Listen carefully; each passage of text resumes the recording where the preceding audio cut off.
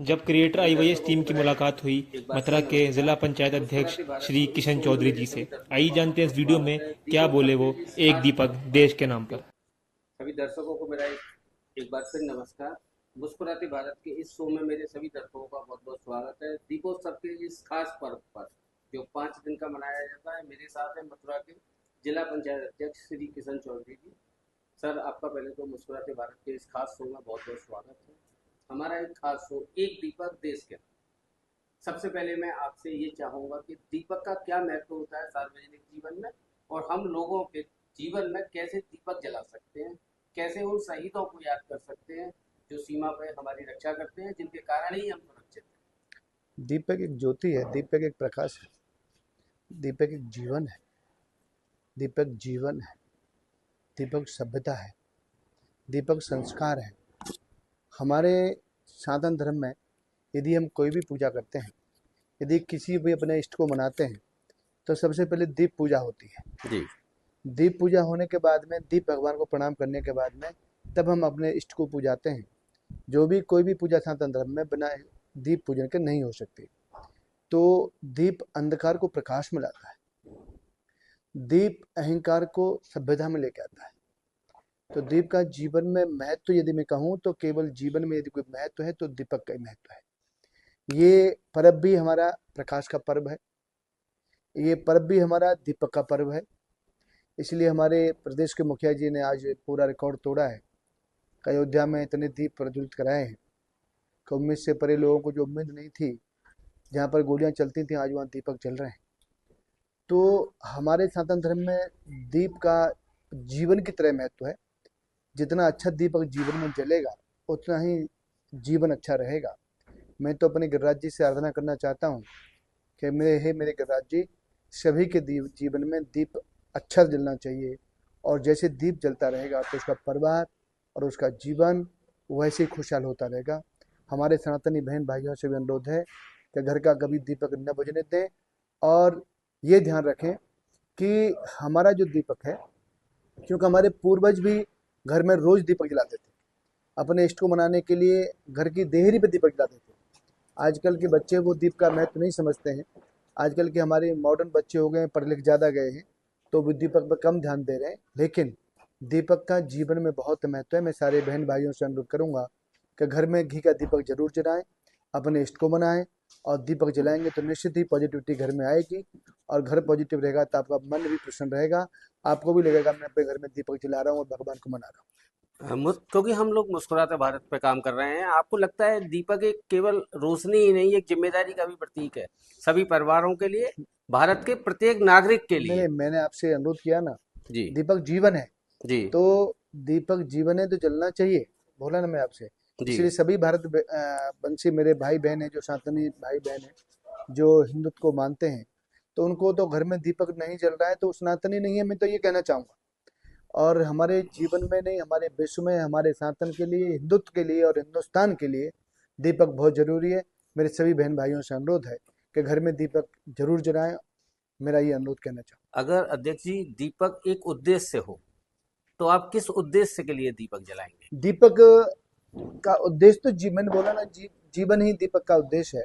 जी। और हम यदि किसी को, अपने को, भाई को सांत्वना देते हैं, या अपने भाई जैसे हमारे शहीद हो गए, या हमारे भाई बॉर्डर पर लड़ रहे हैं हमारे लिए, तो हम उनके नाम भी दीपक जलाना चाहिए। जिससे वो पुण्य आत्मा होगी, तो पुण्य आत्मा देख रही होगी कि हमारे, जिन्हें हम छोड़ के आए हैं भारत माता में, जिनके लिए हम शहीद हुए हैं, वो हमें याद कर रहे हैं। तो दीपक एक यादगार का भी पल है।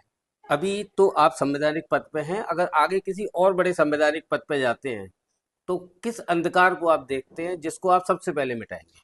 जीवन में अंधकार, यदि भगवान को मानेगा, दीपक जलाएंगे तो अंधकार नहीं होना चाहिए। जी। और परिश्रम तो सबके सामने है। परिश्रम तो जीवन जब पैदा होता है इंसान, तभी से संकट आना चालू हो जाते हैं, और जब तक शरीर में रहता है तो वो पूरे जीवन में संकट में रहता है। कभी कोई छोटा संकट है, किसी कोई बड़ा संकट है, और जब संकट ही नहीं होगा, संघर्ष ही नहीं होगा, तो फिर वो इंसान थोड़ी है, वो तो पशु है, चारा खाएगा, गोबर देगा। अध्यक्ष इसलिए जी, मैं आपसे, अगर मैं आपको फ्लैशबैक में 20 साल पहले ले जाऊं, आप जब 20 साल पहले सोचते थे तो आपने क्या पाया, क्या खोया? मैंने जीवन में, मुझे नहीं पता कि मैं यहाँ तक राज्य मुझे लेके आ जाएंगे। मेरे पूर्वजों का आशीर्वाद बहुत बड़ा रहा मेरे ऊपर, और मेरे इष्ट गिरिराज जी की बड़ी अनुकंपा मेरे ऊपर रही कि मैं आज यहाँ तक आ गया हूँ, और मुझे नहीं पता आगे गिरिराज जी क्या कराने वाले हैं। मेरा एक ही श्रेय रहता है, मैंने प्रण ले रखा है कि मेरे ब्रज में कोई लड़की बिना पढ़े न रहे। ऐसा ना हो कि किसी बच्ची पे पैसा नहीं है तो वो लड़की भाई बिना पढ़े शिक्षा नहीं ले पा रही है यूनिवर्सिटी में, इसलिए मैं ब्रज में सारी लड़कियां फ्री कर रखी हैं। और सेकंड उद्देश्य ये है कि कोई भी बीमार व्यक्ति पैसे के अभाव में बीमार न रहे, इसलिए मैं शिक्षा भी सबके लिए फ्री कर रखी है। कोई भी कहीं का भी अपने आए, विद्यालय का एक बार पब्लिक से विद्यालय के लिए, और ये जो आप बता रहे हैं कि कोई बच्चा बीमार भी ना रहे और शिक्षा बच्चा बोलिए वंचित ना रहे, कोई भी कोई भी इंसान। इंसान जी। कोई भी तो इंसान एक अपील कुलपति मैं होने के नाते। मैं सभी अपने ब्रजवासियों से का जो भी आपके दर्शक हैं सबसे अनुरोध करना चाहूँगा कि आपके अड़ोस पड़ोस में आपके यहाँ भगवान न दे कि किसी के यहाँ बीमारी आए, मैं गिरिराज जी से कामना करता हूँ। लेकिन बीमारी क्या है कि वो अचानक उम्र के हिसाब से भी आती हैं, और बीमारियाँ बढ़ भी बहुत रही हैं, खान पीन हमारा ऐसा रहा है। यदि कोई गरीब व्यक्ति है और लगता है आपको उस पर पैसा नहीं है, तो आप मुझे फ़ोन करिए, मैं पूरा सहयोग करूँगा, मेरी एम्बुलेंस लेके आएगी। वैसे तो बसें चलती हैं पूरे ब्रज में, बसें लेके आती हैं, पेशेंट को छोड़ के आती हैं, रूट बने हुए हैं बसों के। परंतु मेरा आप सबसे अनुरोध ये है कि काफ़ी हमारे बुजुर्ग लोग ऐसे हैं कि भाई हमारी मजबूरी कर रहे हैं और माँ बाप का ध्यान नहीं है, वो बीमारी में तड़फ रहे हैं घर पे। ऐसा कोई हो तो मुझे बताइए, मैं उसको अवश्य लेके आऊँगा और इलाज करा के कायदे से छोड़ के आऊँगा। और वैसे ही मेरी कोई बहन बेटी पैसा के अभाव में शिक्षा के बिना न रहे, यूनिवर्सिटी में बच्ची आएगी तो उसे हम निश्चित शिक्षा करेंगे, और बच्चियाँ हमने निःशुल्क कर रखी। अध्यक्ष जी, मुस्कुराहट का किसी के भी जीवन में क्या योगदान होता है? एक 20 साल की उम्र में आप जब सोच के मुस्कुराते होंगे, सपने देखता है आदमी और फिर उनको क्रियान्वयन करता है, कितने सपने आपके क्रियान्वयन आपने हुए? और उस हंसी को आज की हंसी में आप क्या जिम्मेदारियों में कहीं भूल तो नहीं गए? नहीं, वो हंसी मैंने वो बहुत गरीबी से निकला हूँ, मैंने गरीबी बड़े करीबी से देखी है। मैं जी। जानता हूँ कि गरीबी की हंसी कितनी अच्छी होती है। जब हम आपस में हंसते हैं तो हम भगवान की प्रार्थना कर रहे होते हैं, और जब हम किसी को हंसा रहे होते हैं तो भगवान हमारी प्रार्थना कर रहा होता है। तो जब तुम किसी को हंसाएंगे, किसी के जीवन में खुशी देंगे, तो निश्चित है कि भगवान तुम्हारी प्रार्थना कर रहा होगा। तो इससे बड़ा कोई कर्म नहीं हो सकता। तुम किसी के जीवन में खुशी यदि दे सकते हो, और उसके लिए मेरा इष्ट गिरिराज जी तुम्हारी प्रार्थना कर रहे होंगे, तो उससे बड़ा पुण्य और प्रार्थना और भजन क्या हो सकता है। मुस्कुराहट शब्द मैंने अध्यक्ष जी इसलिए इस्तेमाल किया कि बहुत सारी मुस्कान आदमी अलग अलग तरीके से हंसता है। जब आपने जैसे अभी इसी इसी इंटरव्यू में आपने बोला कि मैं बहन बेटियों को चाहता हूं कि वो पढ़ें, शिक्षा, कोई भी बहन बेटी हो, कोई भी इंसान हो, तो ये हंसी, इस हंसी को आप कहाँ तक ले जाना चाहते हैं? लोगों में जो बांट रहे हैं आप हंसी, इस हंसी को कहाँ तक ले उस जाना हंसी का चाहते कोई अंत नहीं है, और मेरा जब तक जीवन है तब तक मैं प्रयास करता रहूंगा कि मैंने अब तक ये भी कोशिश की है कि मेरे कारण कोई हंसा न हो, तो वो दुखी भी ना हुआ। मेरे जीवन का लक्ष्य ये है कि मैं ये कोशिश करता हूँ कि मेरे कारण किसी की आत्मा को ठेस न पहुँचे, मेरे कारण कोई दुखी न रहे। लेकिन जब तक मेरा जीवन रहेगा तब तक मैं ज़्यादा से ज़्यादा लोगों को खुश करने की कोशिश करूँगा, और मैं चाहूँगा कि मैं जिस लायक गिरिराज जी ने बना रखा हूँ, मैं ज़्यादा से ज़्यादा अपने बहन भाइयों के बीच में रह करके खुशियाँ बंटवाऊँ और उन खुशियों में शामिल हूँ। हैं? अध्यक्ष जी, अपने आप से कब बात करते हैं? मैंने अपने आप से तो कभी मैंने सोचा ही नहीं अपने आप से बात करने की, सही बात तो यही है। नहीं, अपने आप से मेरा कहने का मतलब है पब्लिक के लिए जब सोचते हैं तो अपने आप से बात करनी पड़ती है ना करेक्ट, कि मैं कर क्या रहा हूँ। करेक्ट। मैं कभी ऐसे अपने स्वयं के बारे में तो नहीं ध्यान दिया कि मेरे जीवन का क्या है, लेकिन मैं जब जगता हूँ तो जगने के बाद में नहा धोने के बाद में सुबह आके बैठ जाता हूँ, तो मेरी प्रार्थना एक ही रहती है कि हे प्रभु, आज जो कोई व्यक्ति मेरे पास आए या जिस व्यक्ति से मैं मिलूं, तो उसकी आत्मा को कहीं से ठेस न पहुंचे, और मेरे कारण छोटी ही मुस्कुराहट मिल जाए, पर उसको मुस्कुराहट मिल जाए। अध्यक्ष जी, कभी गुनगुनाते भी हैं? मैं कभी गाना वाना बजाने का कभी शौक रहा नहीं, जी। और एक गरीब घर का कभी व्यक्ति हूँ। भजन गुनगुनाते हैं? नहीं, ऐसा भी कोई कुछ नहीं किया, वैसे शौक मुझे भजन सुनने का है।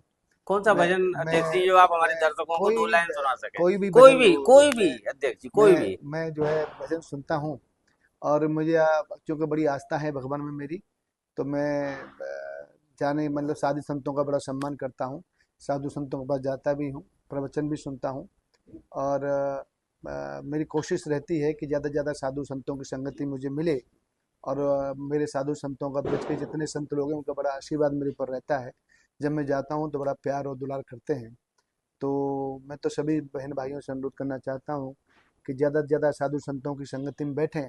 जितने बड़े ज़्यादा से ज़्यादा साधु संतों की संगति में बैठेंगे तो निश्चित है कि आप बहुत बड़े हो जाएंगे और आपके मन को शांति भी मिलेगी। आपको लगेगा हम आज कुछ सीख के आए, वहाँ जाएंगे तो कुछ सीख के आएंगे, दे के नहीं आएंगे। इसलिए सभी से अनुरोध करता हूँ कि हमारे ब्रज में तो इतने साधु संत हैं जो रातों दिन बेचारे मेहनत कर रहे हैं देश कल्याण के लिए, जीवन कल्याण के लिए। तो उनके पास जाएंगे तो उन्हें भी अच्छा लगेगा कि हाँ, हमारे ब्रज के लोग हमारे पास आते हैं, पूरे देश के साधु संत हमारे ब्रज में अध्यक्ष जी, साथ लास्ट में मैं एक क्वेश्चन और लूंगा आपसे। जब हमारे छोटे बच्चे मुस्कुराते हैं, बच्ची या बच्चे या स्कूल जाते समय बच्चे, आपने भी कई बार व्यस्त जीवन में सड़क पर देख लेते होंगे आप, वो हंसी क्या खरीदी जा सकती वो है? हंसी नहीं आ सकती, उस हंसी की कोई वैल्यू नहीं है। उसकी उस हंसी की तो कोई वैल्यू है ही नहीं कि उसको कोई पैसे से खरीद ले। मैं अपने उसकी तो दर्शकों को अमोल हंसी है वो तो। और वो हंसी बचपन में ही आती है। जी ये हंसी बचपन के बाद में फिर नहीं आती। जी ये हंसी जो बच्चा अनाथ होता है जब हंस सकता है, या स्टूडेंट लाइफ में जो बच्चा हंस सकता है, वो स्टूडेंट लाइफ जैसे ही खत्म होती है या स्टूडेंट लाइफ बच्चा जैसे ही पूरा करता है तो वो एक दूसरे जीवन में आ जाता है। जब तक स्टूडेंट लाइफ है तब तक लाइफ है इंसान की। जब तक मेरा स्वयं का व्यक्तिगत मानना है कि जैसे ही स्टूडेंट लाइफ का समापन हुआ तो उसकी खुशियाँ सब चली जाती हैं। फिर पत्नियां होती हैं, फिर बच्चे होते हैं, फिर माँ बाप का वजन होता है। स्टूडेंट लाइफ में तो सबकी जिम्मेदारी वो उठाते हैं सब लोग मैं ब्रज कि क्षेत्र की जनता को एक आपका वो स्वरूप दिखाना चाह रहा हूँ जो मुस्कुराहट से जुड़ा हुआ है, वो बच्चे की मुस्कुराहट से जुड़ा हुआ है, स्वास्थ्य से भी जुड़ा हुआ है और शिक्षा से भी जुड़ा हुआ है।